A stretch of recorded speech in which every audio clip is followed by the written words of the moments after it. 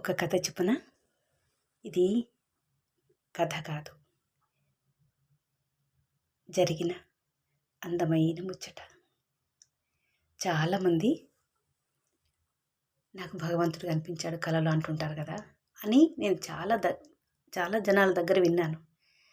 అప్పుడు నాకెందుకు కనిపించాడు భగవంతుడు, నా పూజలు కరెక్ట్ కావా అని అనుకునేదాన్ని. ఆ తర్వాత ఒక్క 2 రోజులకి ఇదిగో ఈమె, ఈ తల్లి, ఈమె నా కలలో కనిపించి నేను పడుకుంటే నా తల దగ్గర, నేను కనిపించట్లేదని ఎందుకు అనుకుంటున్నావు, నేను నీలోనే ఉన్నాను, నీతోనే ఉన్నాను అని చెప్పింది ఈమె. అప్పుడు వెంటనే నేను నిద్ర లేచి ఎవరు అని అడిగాను.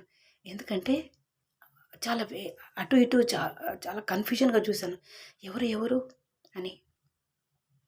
అప్పుడు అమ్మ, ఎందుకంటే ఫస్ట్ టైం చూస్తున్నాను ఆ రూపాన్ని, నేను అంతకుముందు ఎప్పుడు చూడలేదు. అలాంటి రూపంలో ఉన్న ఒక అమ్మ ఉంటుందన్న విషయం నాకు తెలియదు. అంటే నాకు అర్థమైంది, నాలో నిద్రాణమై ఉన్నటువంటి, నేను ఈ భూలోకానికి రావడానికి ముందర నుంచి నా అంతరాత్మలో ఉన్నటువంటి ఒక ఏకైక స్వరూపము దేవత ఈమెనని నాకు అప్పుడు అర్థమైంది.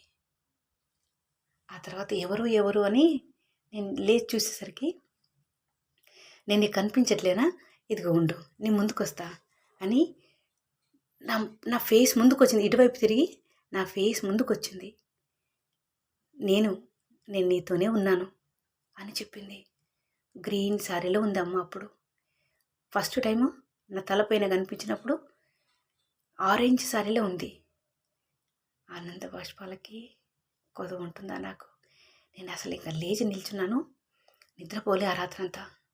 ఆనంద బాష్పాలు, అవునా, ఇలాంటి అమ్మవారేంటి, అసలు నేను ఇంతవరకు ఎప్పుడు చూడలేదు అమ్మని అని. వెంటనే ఇక లలితమ్మ వారిని అడిగాను, అమ్మ ఏంటి అని. ఆ తర్వాత మెల్లమెల్లగా గురువారి ద్వారా అమ్మ పరిచయం అవ్వడం, ఇలా ఈ అమ్మ నా గుండెలోకి చేరి నన్ను పాలిస్తూ ఉన్న దేవత. అందుకే రోజు నేనేమనుకుంటాను తెలుసా,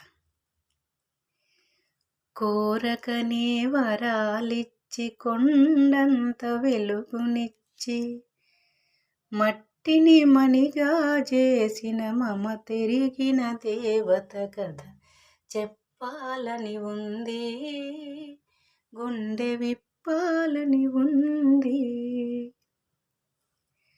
అంతటి దేవికి నాపై ఇంతటి దయ ఏలనో,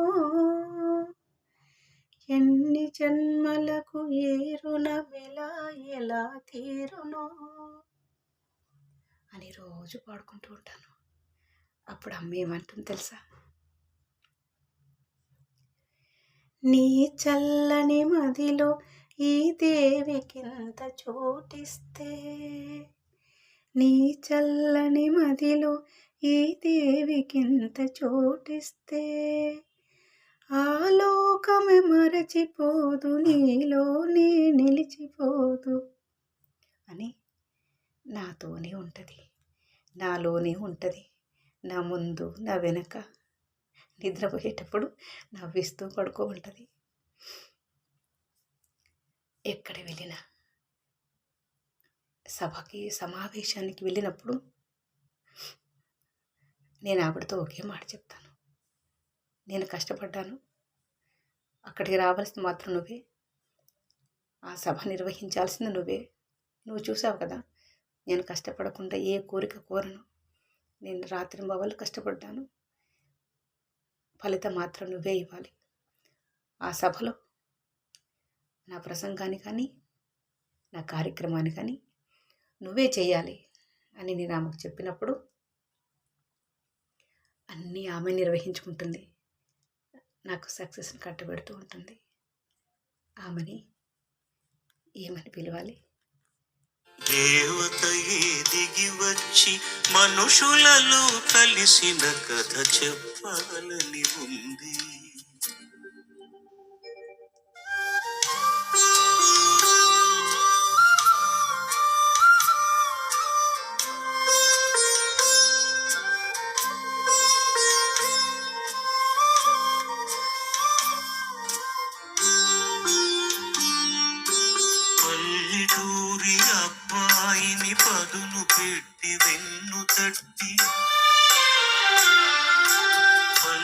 పల్లెటూరి అబ్బాయిని పదును పెట్టి వెన్ను తట్టి మనిషిగా తీర్చిదిద్దిన మరువరాని దేవత కథ చెప్పాలని ఉంది.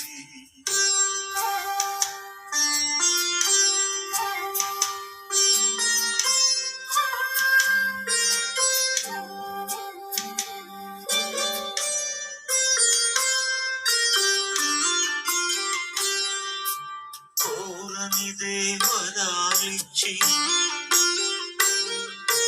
కొండంత వెలుగునిచ్చి కోరని దేవరాలిచ్చి కొండంత వెలుగునిచ్చి